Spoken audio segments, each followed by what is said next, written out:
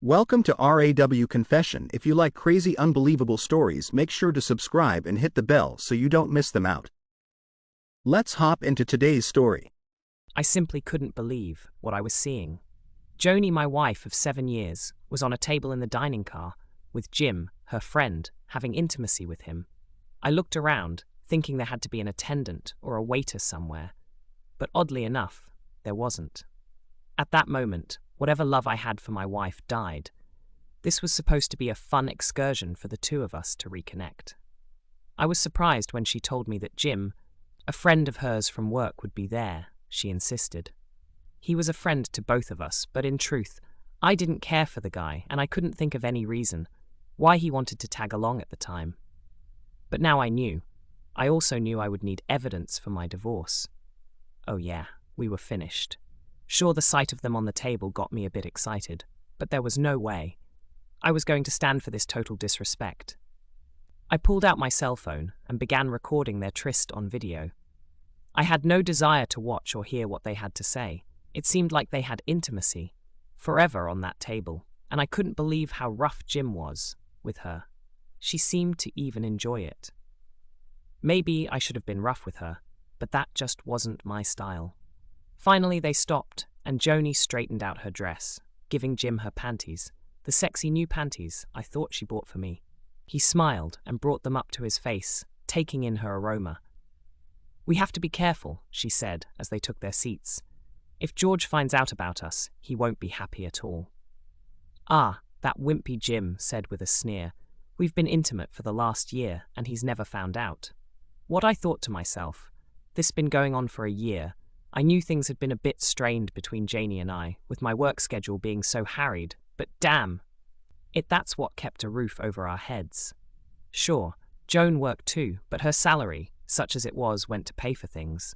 She wanted her clothes, accessories, trips to the salon, and so forth. That was the whole idea of taking a few days off to travel, a bit by rail and see the sights and spend time in each other's arms. "So are you going to make him clean up after me when you get back to him?" Jim asked. "That would be so wicked, wouldn't it?" She replied. "Did you do like?" I said about the birth control. He asked. Joni nodded her head. "Yeah, I quit taking it so you could knock me up," I told George. "I'm on my period this week, so he won't be expecting any intimacy."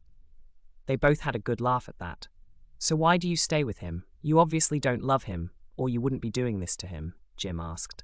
"Well, it's not that I don't love him. I like him enough, but I just don't have that burning love for him anymore. Besides, he brings in a good paycheck, and you know, I couldn't live off what I make," Joni replied. "So, you're staying with him for the money?" Jim said. She nodded her head. "Pretty much. Hell, I could never afford the accommodations he got on this trip, and neither could you." "So, when do you want to get together again?" he asked. "I don't know. Maybe later this evening after he goes to sleep," she replied. I saw and heard enough and ended the video. I made my way back to the sleeper car where Joni and I stayed and considered my options. Divorce was a given, but there had to be something more. Both she and her idiot boyfriend needed to pay. I called Fred, my lawyer. "Fred Jurgens," the man said as he answered the call. "Fred, this is George. I need you to start preparing divorce papers for me, and I want the prenuptial enforced," I said. "Divorce? Are you sure about this?" Fred asked, surprised. "I've never been more sure of anything in my life," I said. "On what grounds?" Fred asked. "Adultery. I have video I can send you if you need proof." "Yeah, do that. I've got the prenup here, so it shouldn't take too long to get it set up. When do you want her served?" "The sooner the better. We'll be back in Springfield in a couple of days, so maybe you can have her served at the train station. I also need to find out what I can about her boyfriend, Jim Simpson. He works with her." "I'll get our investigator on it," Fred said. I told Fred, "Send me the video, and I'll take a look. Don't do anything stupid, got it?" "Yeah, right? You know me," I answered. "Yeah, I do. That's why I said not to do anything stupid." Fred always made me laugh. We ended the call, and I sent Fred the video. Then I sat back and thought for a minute about what else to do. I pulled out my tablet and connected my phone to it.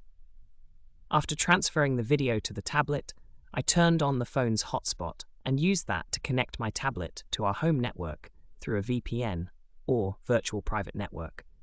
I had set that up some time ago to safely access my files from anywhere in the world.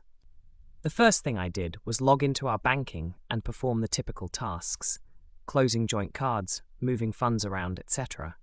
I didn't want to take any chances, even with the prenuptial agreement. I had another idea. Joni liked to use the home computer for her personal emails. Fortunately, she wasn't too savvy about security, so I was able to log into her webmail account with a couple of clicks. I transferred the video first to the tablet, then to the home computer, and opened her webmail client. I composed an email trying to sound like her, using a cheesy subject line that mimicked her style. "Check out my fun train trip." In the body, I wrote, "Check out what I do while my clueless hubby sleeps." I attached the video to the email and sent it to everyone on her contact list: friends, family, co-workers, you name it. I reviewed it briefly and then hit send. Forget it, I thought to myself. I opened the door to our compartment just in time to see one of the attendants. I motioned for him to come over. When he looked up at me, I said, "Is everything all right, sir?" "Well, my wife says she wants to move to another cabin," I said. "Again?" he asked. "I don't know. Maybe later this evening after he goes to sleep," she replied. I saw and heard enough and ended the video. I made my way back to the sleeper car where Joni and I stayed and considered my options. Divorce was a given, but there had to be something more. Both she and her idiot boyfriend needed to pay. I called Fred, my lawyer. "Fred Jurgens," the man said as he answered the call. "Fred, this is George. I need you to start preparing divorce papers for me, and I want the prenuptial enforced," I said. "Divorce? Are you sure about this?" Fred asked, surprised. "I've never been more sure of anything in my life," I said. "On what grounds?" Fred asked. "Adultery. I have video I can send you if you need proof." "Yeah, do that. I've got the prenup here, so it shouldn't take too long to get it set up. When do you want her served?" "The sooner the better." "Innie, we'll be back in Springfield in a couple of days, so maybe you can have her served at the train station. I also need to find out what I can about her boyfriend, Jim Simpson. He works with her." "I'll get our investigator on it," Fred said. I told Fred, "Send me the video and I'll take a look. Don't do anything stupid. Got it?" "Yeah, right. You know me," I answered. "Yeah, I do. That's why I said not to do anything stupid." Fred always made me laugh. We ended the call, and I sent Fred the video. Then I sat back and thought for a minute about what else to do. I pulled out my tablet and connected my phone to it. After transferring the video to the tablet, I turned on the phone's hotspot and used that to connect my tablet to our home network through a VPN, or virtual private network. I had set that up some time ago to safely access my files from anywhere in the world. The first thing I did was log into our banking and perform the typical tasks: closing joint cards, moving funds around, etc. I didn't want to take any chances, even with the prenuptial agreement. I had another idea. Joni liked to use the home computer for her personal emails. Fortunately, she wasn't too savvy about security, so I was able to log into her webmail account with a couple of clicks. I copied it. I transferred the video first to the tablet, then to the home computer, and opened her webmail client. I composed an email trying to sound like her, using a cheesy subject line that mimicked her style. "Check out my fun train trip." In the body, I wrote, "Check out what I do while my clueless hubby sleeps." I attached the video to the email and sent it to everyone on her contact list: friends, family, co-workers, you name it. I reviewed it briefly and then hit send. Forget it, I thought to myself. I opened the door to our compartment just in time to see one of the attendants. I motioned for him to come over. When he looked up at me, I said, "Is everything all right, sir?" "Well, my wife says she wants to move to another cabin," I said. "Can you tell me what cabin Jim Simpson is located in?" The attendant consulted his tablet for a moment before answering. "You want your wife's stuff moved into that cabin? Are you sure? That's in the economy class and isn't anywhere near as nice as this."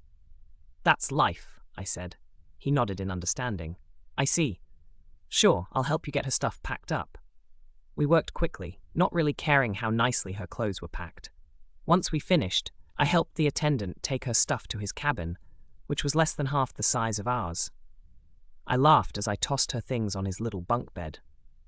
"Let her deal with that," I thought to myself. "I'll need to make her a new key card," he said. He grabbed a white card out of his pocket and slid it through a magnetic writer connected to his tablet. When he finished, he looked at me. "Do you know where she is?" he asked. I nodded my head. "I know where she was the last time I saw her," I said. "Lead on," he said. We made our way through the train and entered the dining car. Joni and Jim were still making goo-goo eyes at each other when we came up to them. I sat down in one of the chairs at the table, and the attendant got Joni's attention.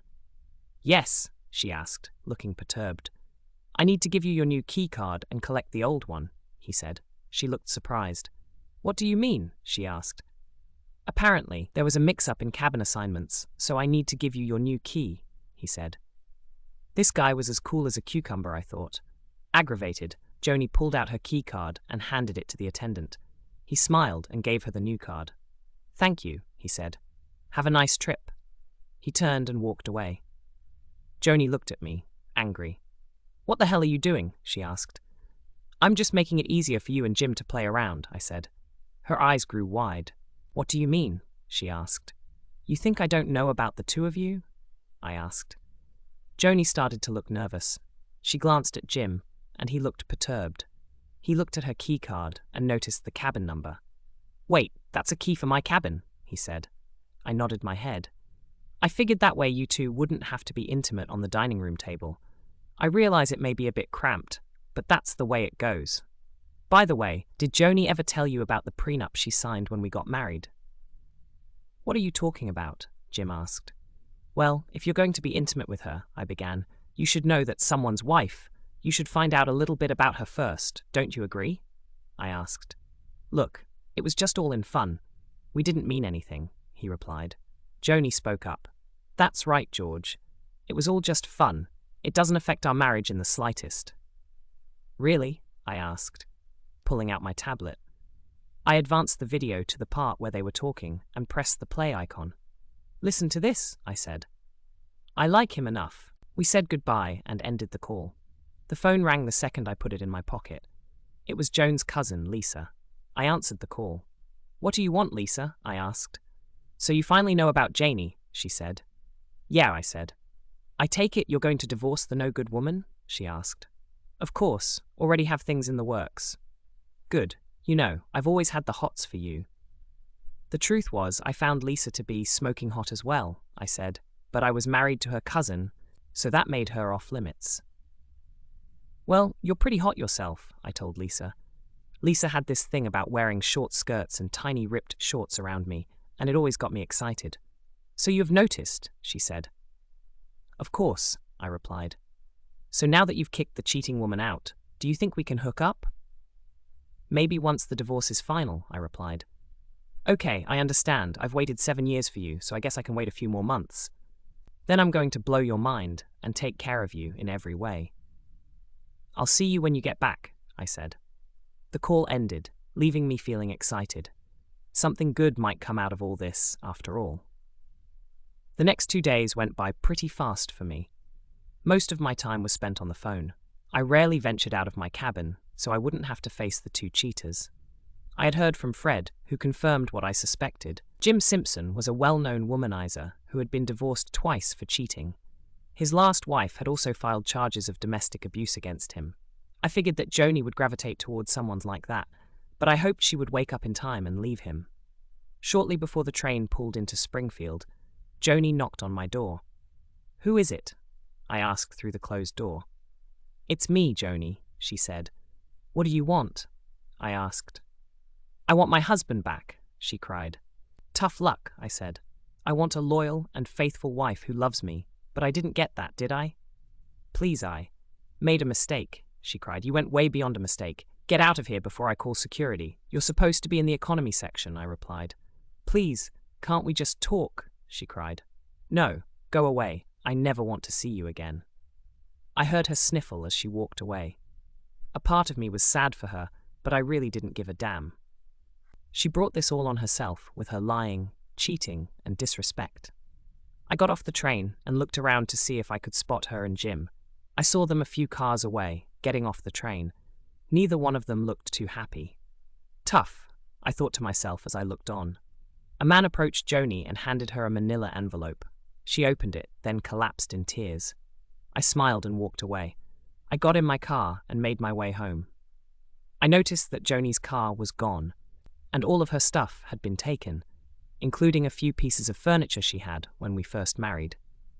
I put my things away and went through the house, taking down all the pictures that included her. I wanted nothing to remind me of the cheating woman. A couple of hours later, I heard a knock on the door. I looked through the window and saw Lisa. God, she looked hot in those shorts. I opened the door and let her in.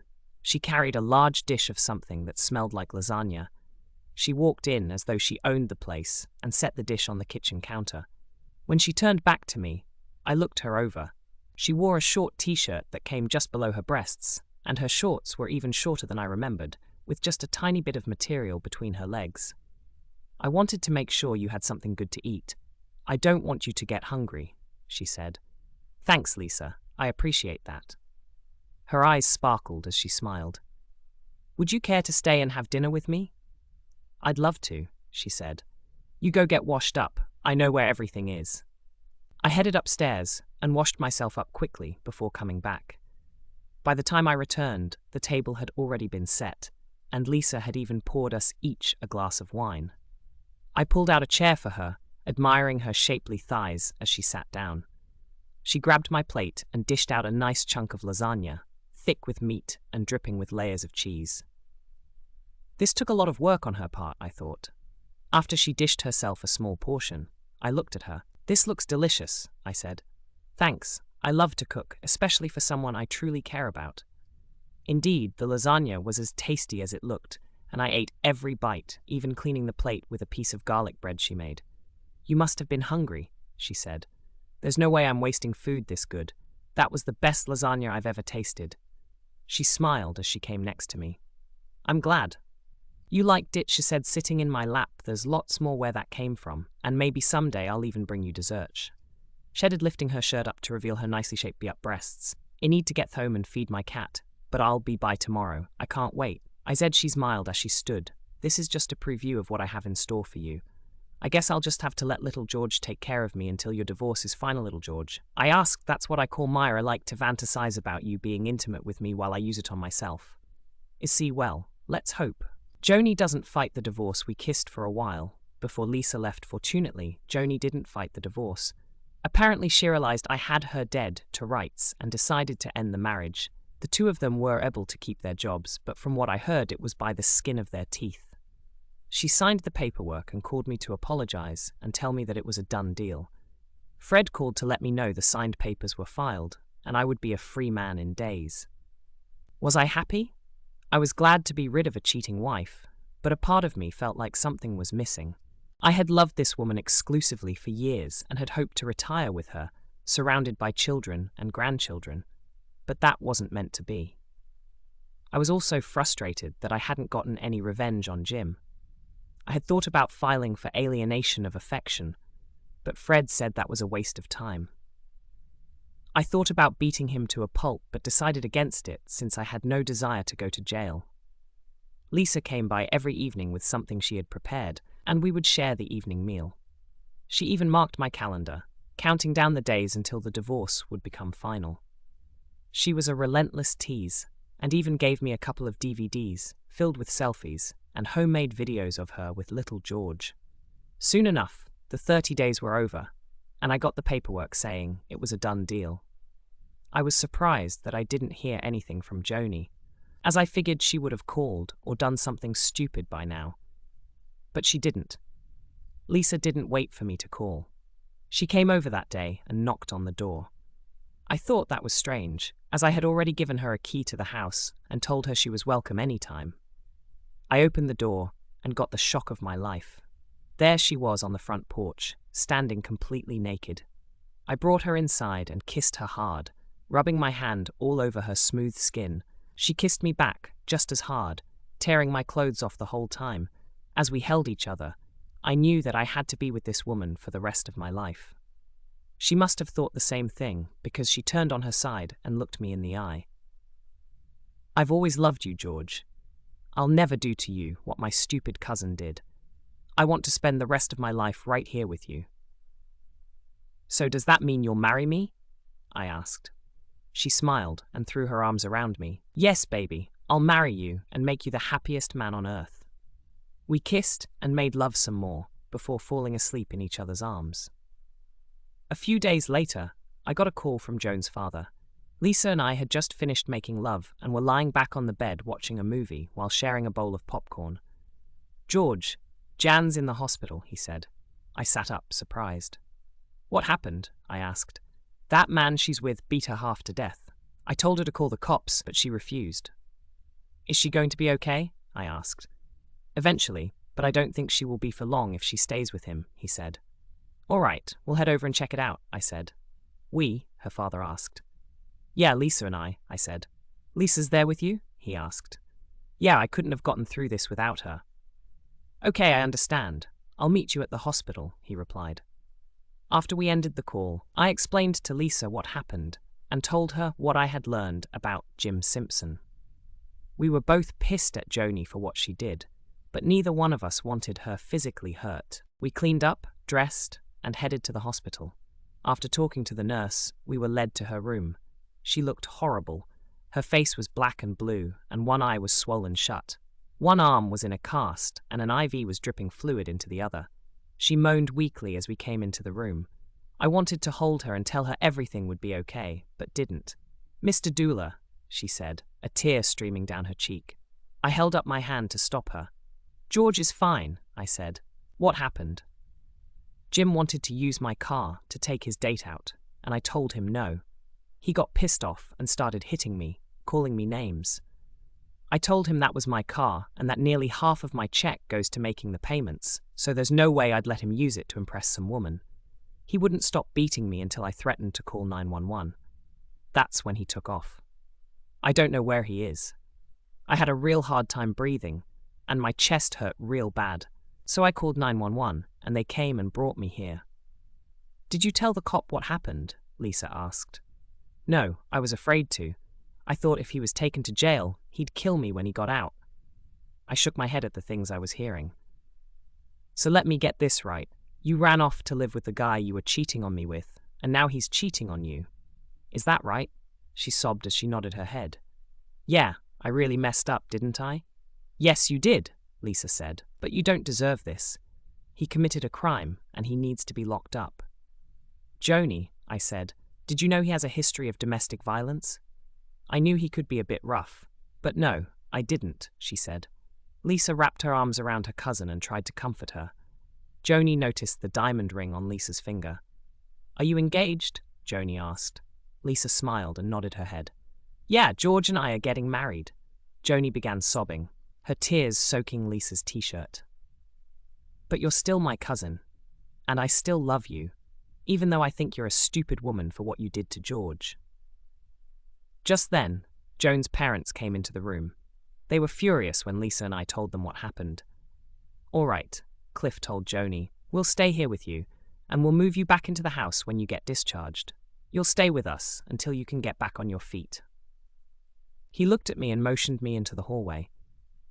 What do you know about this Simpson guy? He asked.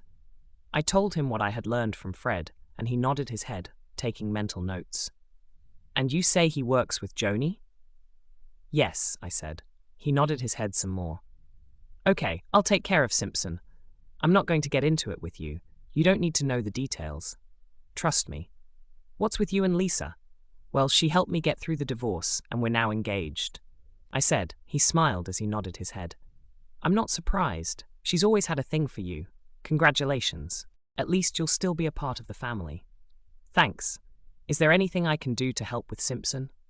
He shook his head. No, I got this covered. Besides, you're going to be married soon, and the last thing Lisa needs is to have her new husband in jail. The less you know, the better. Cliff went down the hall, talking to someone on his cell phone. I headed back into Jan's room. Joan's mother looked at us. I'll stay with her tonight, she said. Cliff will arrange to get her things from that man's apartment. Thank you for coming by. You're welcome, I said, giving her a hug. Joni looked at me with tears in her eyes. I'm so sorry, she said, for everything. Can you forgive me? I thought for a moment before speaking. I think so, I said, cognizant of the two other women looking at me. After all, we're still going to be family. Thank you, she said. I walked over and gave her a goodbye hug. You get well, I said, lightly kissing her forehead.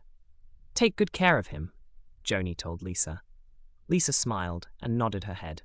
I intend to, she said. We left the hospital and headed home. I had no idea what Cliff had in mind regarding Jim, but I had heard stories about his time in the military. I also knew he had friends in high and low places, so I kept an eye on the local news, even checking the obituaries. I didn't see anything there, but a small story did pop up in the local paper a week later about a man getting mugged and severely beaten outside a local bar, according to the story.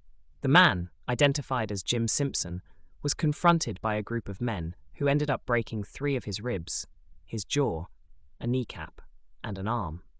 The story also said something about him getting severely injured. I had to laugh at that.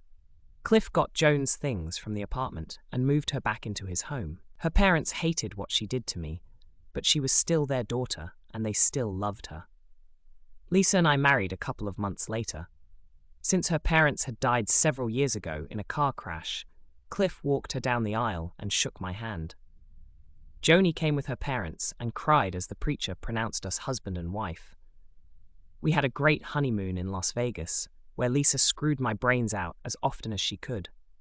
After we got back, we moved her things into the house. She decided that since I made more than enough for the 2 of us, she would quit her job. I have a new job now, she told me. What's that? I asked. Keeping you happy, she said with a wicked smile, and she did. Then one day, a few months later, she hit me up with the 4 words every husband dreads. We need to talk, she said after I came home from work. Is something wrong? I asked, dreading her response. Well, we'll need to remodel one of the bedrooms. Why? I asked. She smiled. Because you're going to be a daddy. I jumped for joy and wrapped her in my arms, covering her face with kisses. Are you happy? She asked. I'm the happiest man in the world, I said. Then take me upstairs and show me just how happy you are, big guy, she said. I did, again and again. Yeah, I thought, sometimes life hands you lemons, and sometimes you get something much better in return. And so we've reached the end of today's story. Was it what you expected, or did it take a twist you didn't see coming? I'm curious to hear your thoughts. Share them in the comments below, and let's get a conversation going. If this story kept you hooked, make sure to hit that like button. And if you're new here, or just haven't subscribed yet, now's the perfect time to join our community. I bring you fresh, captivating stories every day, so click that subscribe button and turn on notifications so you never miss out. Thanks for watching, and I'll see you in the next one.